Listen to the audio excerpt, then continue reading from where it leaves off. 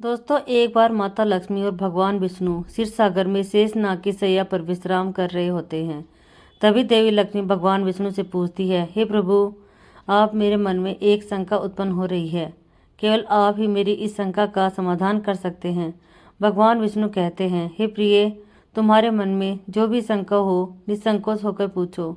मैं तुम्हारी सभी शंकाओं का समाधान अवश्य करूँगा। देवी लक्ष्मी कहती है, हे प्रभु, किस श्राप के कारण स्त्रियों को मासिक धर्म की पीड़ा सहन करनी पड़ती है? और मेरा दूसरा प्रश्न ये है, प्रभु, एक राजस्वला स्त्री को कौन से कार्य नहीं करने चाहिए जिससे उन्हें पाप लगता है? भगवान विष्णु कहते हैं, हे देवी, आज तुमने मानव जाति के कल्याण के लिए बहुत ही उत्तम प्रश्न किया है। तुम्हारे इन सभी प्रश्नों का उत्तर देव शर्मा की इस प्राचीन कथा से प्राप्त हो जाएगा। इस महान कथा का श्रवण करने मात्र से ही समस्त पापों का नाश होता है। जो भी पति पत्नी इस कथा को ध्यानपूर्वक सुनते हैं उन्हें सौभाग्य की प्राप्ति होती है। इसलिए हे देवी, आप भी इस कथा को ध्यानपूर्वक सुनिए। देवी लक्ष्मी कहती है, हे प्रभु, ये देव शर्मा कौन थे? उनका आचार विचार कैसा था? मैं इस कथा को अवश्य सुनना चाहती हूँ।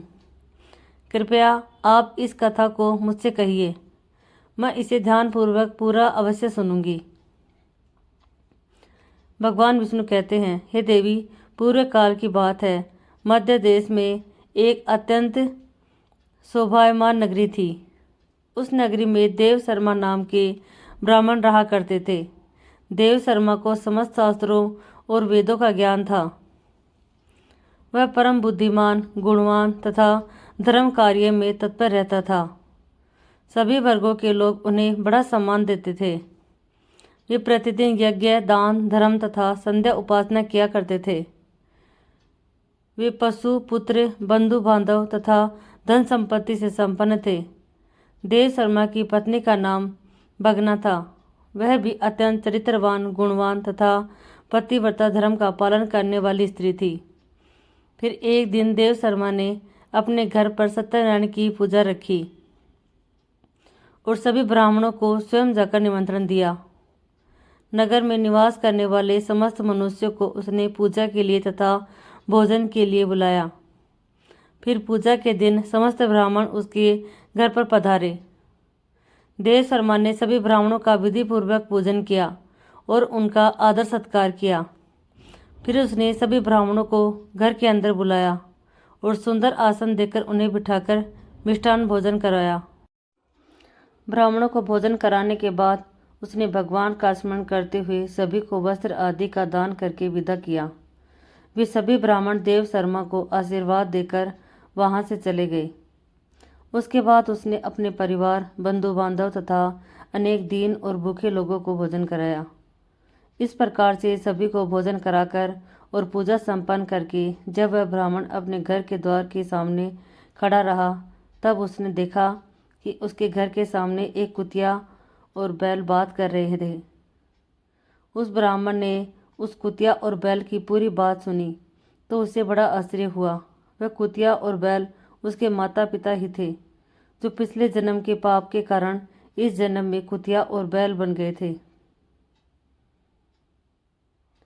तब वह ब्राह्मण मन ही मन सोचने लगा, ये दोनों तो साक्षात मेरे माता पिता ही हैं, जो मेरे घर पर पशु बनकर आए हैं। किस कारण से इन दोनों को प्राणियों का शरीर प्राप्त हुआ? अब इनके उद्धार के लिए मैं क्या करूं? इस प्रकार विचार करते हुए उस ब्राह्मण को रात भर नींद नहीं आई और वह रात भर भगवान का स्मरण करते हुए सोच विचार करने लगा। उसने सोचा, मेरे माता पिता की मुक्ति का उपाय केवल मुनि वशिष्ठ जी ही बता सकते हैं। इसलिए सुबह होते ही देव शर्मा स्नान आदि कार्य संपन्न करके मुनि वशिष्ठ जी के आश्रम पर पहुंच गया। आश्रम पर आते ही मुनि वशिष्ठ जी ने देव शर्मा का स्वागत किया। वशिष्ठ जी कहने लगे, हे ब्राह्मण श्रेष्ठ, आज किस कारण से आपका हमारे आश्रम में आगमन हुआ है? आप दुखी दिखाई पड़ते हो। आपके दुख का क्या कारण है, बताओ। देव शर्मा कहता है, हे मुनीश्वर, आपको प्रणाम है। आपके दर्शन से आज मेरा जन्म सफल हुआ है। हे मुनीश्वर, आज मैं आपके पास एक शंका लेकर आया हूँ। कृपया आप ही मुझे इस दुख से बाहर निकाल सकते हैं। मैं अत्यंत दुखी और दुर्बल हो गया हूँ। वशिष्ठ जी कहते हैं, हे ब्राह्मण, दुख ना करो। तुम्हारी जो भी शंका हो निसंकोच होकर पूछो। मैं अवश्य तुम्हारी शंका का समाधान करूँगा। फिर देव शर्मा कहता है, हे मुनिवर, कल मैंने अपने घर पर भगवान विष्णु का पूजन किया तथा अनेक ब्राह्मणों को और भूखे लोगों को भोजन कराया। विधि पूर्वक भगवान का पूजन किया। फिर मेरे द्वार पर एक कुतिया और एक बैल आ गई। दोनों मेरे घर के सामने खड़े होकर बात कर रहे थे। सबसे पहले कुतिया उस बैल से इस प्रकार से कहने लगी, हे स्वामी, आज जो घटना घटी उसे सुनिए। हमारे पुत्र के घर में ब्राह्मणों के भोजन के लिए जो दूध रखा था, एक सांप ने उस दूध बर्तन में अपना विष उगल दिया था, जिसे देखकर मुझे बड़ी चिंता होने लगी। उसी दूध से भोजन बनने वाला था। अगर सभी लोग उस दूध को पी लेते तो उनकी मृत्यु हो जाती। इसलिए मैंने उस बर्तन में से सारा का सारा दूध पी लिया। जब बहू की दृष्टि मुझ पर पड़ी तो उसने मुझे खूब पीटा, जिससे मेरा अंग भंग हो गया। मुझे बहुत पीड़ा हो रही है। इसी कारण से मैं लड़खड़ाते हुए चल रही हूँ। मुझे यह पीड़ा सहन नहीं हो रही है। कुतिया की बात सुनकर वह बैल बहुत दुखी हुआ और वह खुद का वृतांत सुनाने लगा। हे प्रिय, अब मैं तुम्हें मेरे दुख का कारण सुनाता हूँ। मैं पूर्व जन्म में इस ब्राह्मण का पिता था। आज इस ब्राह्मण ने सभी लोगों को भोजन कराया, किंतु इसने मेरे सामने घास तक नहीं डाली और न ही मुझे जल पिलाया। इसी कारण से मैं बहुत दुखी हो गया हूँ। फिर देव शर्मा कहने लगा, इस प्रकार से अपने माता पिता को कुतिया और बैल के रूप में ऐसा बोलते हुए देखकर मुझे बड़ा दुख हो रहा है। मुझे रात भर नींद नहीं आ रही है। हर क्षण मुझे चिंता सता रही है। मैंने कभी कोई पाप नहीं किया है, हमेशा धर्म के कार्य किए हैं, फिर भी मेरे माता पिता को ऐसे कष्ट झेलने पड़ रहे हैं। इसी कारण से आज मैं आपके पास आया हूँ। कृपया आप अपनी योग शक्ति से पता करके मुझे बताइए किस कारण से मेरे माता पिता की ऐसी दुर्दशा हुई है और उनकी मुक्ति के लिए मुझे कौन सा कर्म करना चाहिए। फिर गुरु वशिष्ठ ध्यान लगाते हैं और उस ब्राह्मण के माता पिता के पूर्व जन्म के कर्मों को देखते हैं और देव शर्मा से कहने लगते हैं, हे ब्राह्मण, तुम्हारे माता पिता ने पिछले जन्म में घोर पाप किया है। उसी पाप के कारण आज उनकी ऐसी दुर्दशा हुई है। देव शर्मा कहता है, हे गुरुदेव, किस पाप के कारण मेरे माता पिता की ऐसी दुर्दशा हुई है? कृपया विस्तार से बताइए, मैं जानना चाहता हूँ। फिर ऋषि वशिष्ठ कहते हैं, हे ब्राह्मण देवता, तुम ध्यान से सुनो। यह बैल जो तुम्हारे पिता हैं, ये पिछले जन्म में कुंडी नगर के श्रेष्ठ ब्राह्मण रहे हैं। इन्होंने एक दिन एकादशी का व्रत करके भोजन किया था। एकादशी के व्रत के दिन इसने दान धर्म भी नहीं किया। इसने द्वार पर आई गायों को कभी भोजन नहीं खिलाया। इसने अपने पितरों का श्राद्ध भी विधि पूर्वक नहीं किया। तुम्हारे पिता ने पिछले जन्म में मासिक धर्म के दौरान ही तुम्हारी माता के साथ संबंध बनाया था और इसी पाप के कारण इसे इस जन्म में बैल का रूप प्राप्त हुआ है। अब तुम्हारी माता के बारे में सुनो। तुम्हारी माता ने रसवला होते हुए भी भोजन बनाया। मासिक धर्म के दौरान ही इसने भगवान की पूजा की और तुलसी को जल चढ़ाया। रसवला होते हुए भी इसने भगवान को भोग लगाया। इसी कारण से इसे महापाप लगा है। मासिक धर्म के दौरान स्त्री 3 दिनों के लिए अपवित्र हो जाती है। मासिक धर्म के दौरान स्त्री को पूजा पाठ नहीं करना चाहिए। स्त्री को इन 3 दिनों में अपने बाल भी नहीं धोने चाहिए। इससे पति की आयु कम होती है। मासिक धर्म के दौरान पेड़ पौधों को स्पर्श न करें। रसवाला स्त्री के साथ संबंध भी नहीं बनाना चाहिए। जो पुरुष रसवाला के साथ संबंध बनाता है उसे ब्रह्म हत्या का पाप लगता है। जो रसशाला के वस्त्रों को स्पर्श करता है उसे भी पाप लगता है। रसवाला स्त्री के शरीर में 3 दिनों तक ब्रह्म हत्या का पाप निवास करता है और चौथे दिन ही वह स्नान करके पवित्र हो जाती है।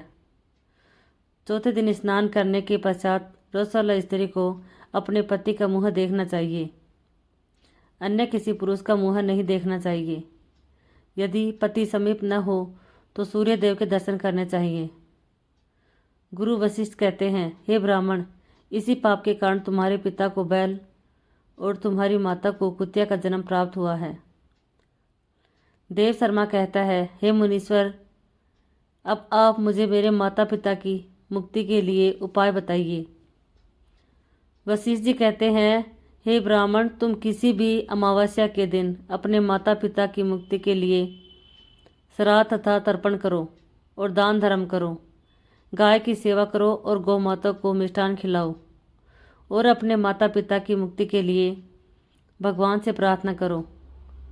फिर ब्राह्मण वही करता है और फिर उसके माता पिता को समस्त पापों से मुक्ति मिलती है।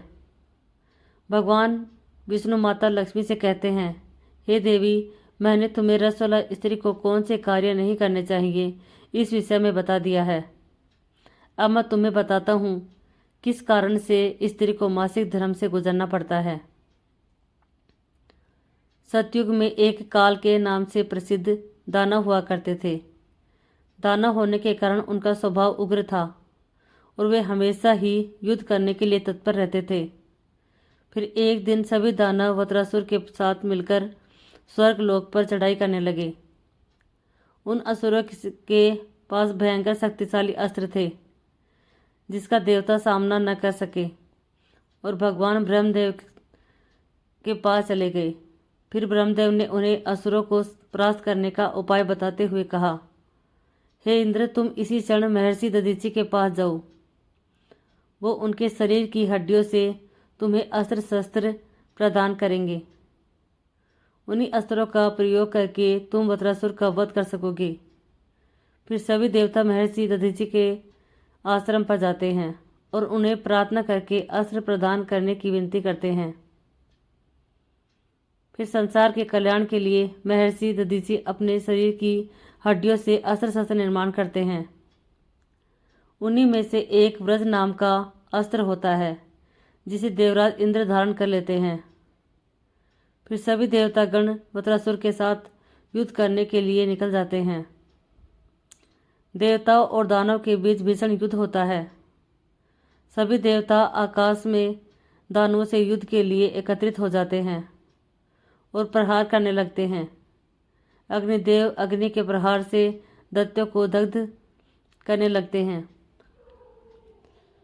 अग्नि के प्रभाव से दैत्यों का अंग भंग जलने लगता है।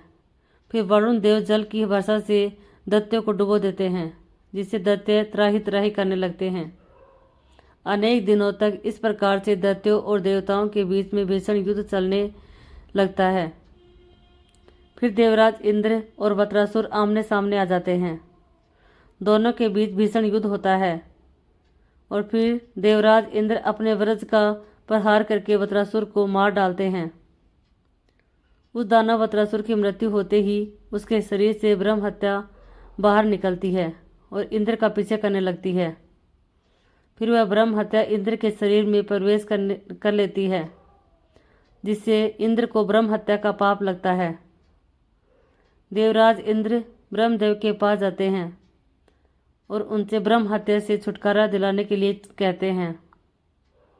फिर ब्रह्मदेव उस ब्रह्म हत्या को इंद्र के शरीर से निकलने की आज्ञा देते हैं और वह ब्रह्म हत्या इंद्र के शरीर से बाहर निकलकर ब्रह्मदेव से कहने लगती है, हे परमपिता, अभी तक मैं वज्रासुर के शरीर में निवास कर रही थी क्योंकि उसने अनेक ब्रह्म हत्याएं की थी। जब इंद्र ने उसकी हत्या की तो मैं इंद्र के शरीर में वास करने लगी। अब आप ही मुझे कोई उचित स्थान दीजिए जहाँ पर मैं रह सकूं। फिर ब्रह्मदेव कहते हैं, हे ब्रह्म हत्या, मैं तुम्हें उचित स्थान देता हूँ। फिर ब्रह्मदेव ने ब्रह्म हत्या के 4 भाग किए और कहा, हे ब्रह्म हत्या, तुम्हारा 1/4 भाग अग्नि के भीतर रहेगा जो भी मनुष्य अग्नि को आहुति नहीं देगा तुम उसके शरीर में प्रवेश कर लेना। तुम्हारा दूसरा 1/4 भाग जल के भीतर रहेगा। जो भी जल में थूकेगा अथवा मल मूत्र का त्याग करेगा तुम उसके शरीर में प्रवेश करोगी। फिर तीसरा 1/4 भाग पेड़ पौधों और वृक्षों के भीतर रहेगा। जो भी मनुष्य अकारण ही वृक्षों को काटेगा उसे भी ब्रह्म हत्या का पाप लगेगा।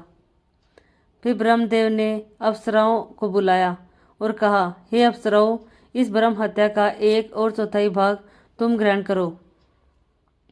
अप्सराएं कहने लगी, हे प्रभु, आपकी आज्ञा से हमें इसे ग्रहण करने के लिए तैयार हैं, किंतु हमें भी इससे मुक्ति का कोई उपाय बताइए। फिर ब्रह्मदेव कहने लगे, हे अप्सराओं, जो भी पुरुष रसल स्त्री के साथ संबंध बनाएगा उसके अंदर ये ब्रह्म हत्या प्रवेश कर जाएगी।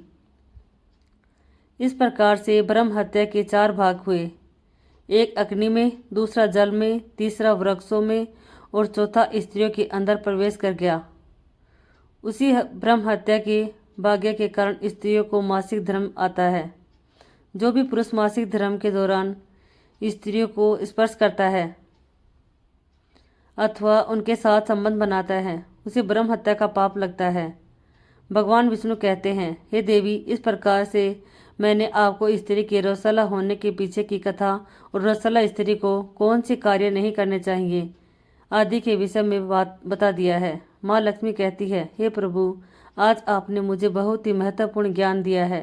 मैं भी आपको वचन देती हूँ, जो भी स्त्री मासिक धर्म के दौरान पूजा पाठ करेगी, पति के साथ संबंध रखेगी, उसके घर में मैं प्रवेश नहीं करूँगी।